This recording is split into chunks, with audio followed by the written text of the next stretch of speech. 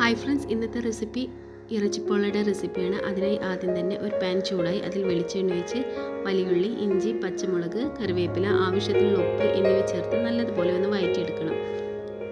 അതിനുശേഷം ഇതിലേക്ക് 1/4 ടീസ്പൂൺ മഞ്ഞൾപ്പൊടി, 1/4 ടീസ്പൂൺ ഗരം മസാല എന്നിവ ചേർത്ത് വീണ്ടും വഴറ്റുക.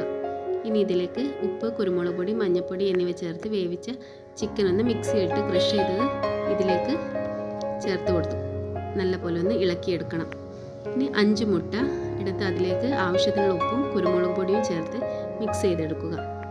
ഇനി നേരത്തെ തയ്യാറാക്കി വെച്ച ഇറച്ചിയുടെ കൂട്ട് ഇതിലേക്ക് ഇട്ട് നല്ലപോലെ ഒന്ന് ഇളക്കി കൊടുത്ത ശേഷം ചൂടായ ഫ്രൈ പാനിൽ നെയ്യ് ഒഴിച്ച് അതിലേക്ക് ഈ മിക്സ് ഒഴിച്ചു കൊടുക്കുക.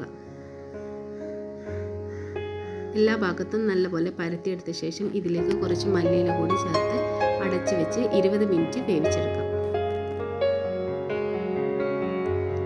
നമ്മുടെ ഇറച്ചി പോള റെഡി ആയിട്ടുണ്ട്. എല്ലാവരും ട്രൈ ചെയ്ത് നോക്കുക.